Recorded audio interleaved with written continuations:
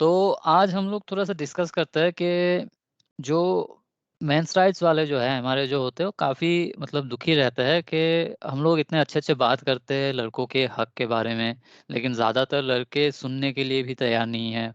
वो मतलब बिना मतलब के जो मतलब नॉर्मल देख के भी पता चलता है कि लड़कों को इस्तेमाल किया जा रहा है, उनके ऊपर अत्याचार किया जा रहा है। फिर भी वो मतलब औरत के सपोर्ट में चले जाते हैं, फेमिनिस्ट लोगों के सपोर्ट में चले जाते हैं। तो इसके पीछे का कारण क्या है? तो मेन कारण जो है, ये कारण मेनली स्टार्ट होता है कि जो बचपन से जो अपब्रिंगिंग होता है, उसके ऊपर। तो हम लोग देखते हैं कि सबसे पहले जब स्टार्ट करेंगे, अगर बचपन से स्टार्ट करते हैं, हम लोग देखेंगे कि औरत जो है, वो 1-2 साल के बच्चे के सामने बैठ के भी अपना मतलब दुःख गाथा जो है वो सुनाती रहेगी। वो कंप्लेन करती रहेगी कि ये इसने ये किया, उसने वो किया, वो सोचेगी नहीं। लेकिन एक आदमी जो है, एक आदमी वो बच्चे को कुछ नहीं बताएगा कि उसका लाइफ में क्या प्रॉब्लम है। वो उसी को बताएगा जब उसको लगेगा कि वो अगला बंदा जो है, वो उस लायक है कि वो उसका प्रॉब्लम समझ पाएगा। लेकिन औरत के लिए ऐसा नहीं है। वो उसको प्रॉब्लम है, वो देखेगी नहीं कि सामने कौन बैठा हुआ है, उसके अंदर कितना समझ है। वो अपना प्रॉब्लम बताती रहेगी। तो ये सबसे पहला चीज़ है। है ना?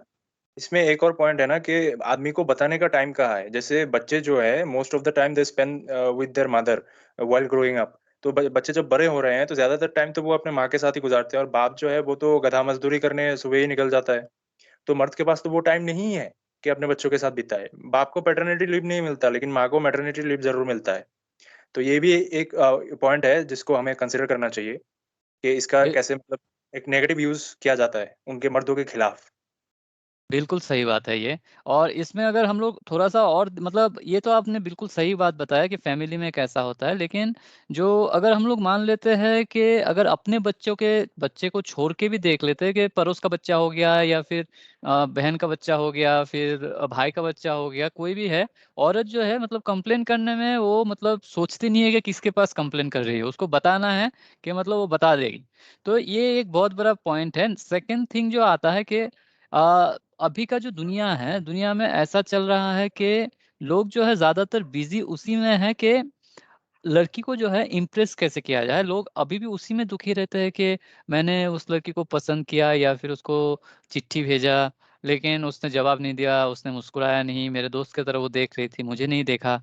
या फिर लड़की मुझे एक बार तो हाँ के करी थी या फिर मेरे साथ मुस्कुराई थी, सेकंड दिन से वो मेरी तरफ नहीं देख रही है, तो मेरे अंदर क्या कमी है? मैं उसको कैसे मनाऊँ? तो ये जो है एक जंग टाइप का बन गया है, लड़के जो है उसी पे लग गए हैं कि मतलब लड़की के मतलब वो जो घुटनों के नीचे है अभी भी, मतलब उधर ही पड़े हुए हैं, तो अगर वो उसी लेवल में रहेंगे तो वो सामने खड़ा कैसे हो जाएँगे? और जब तक सामने खड़ा नहीं होते हैं, वो लोग समझेंगे कैसे कि लड़की क्या गलत कर रही है?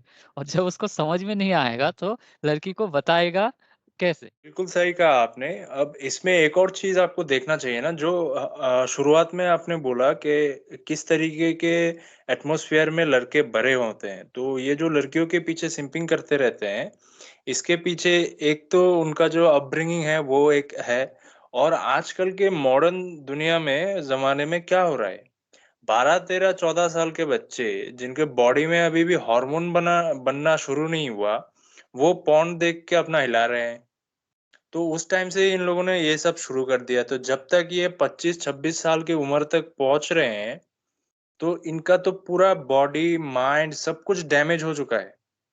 तो जब इतनी अर्ली एज से ये लोग ऐसे मतलब पथेटिक कामों में इंडल्ज होने लगे हैं, तो उनके दिमाग में तो खाली सेक्स, सेक्स, सेक्स मतलब यही भरा हुआ है।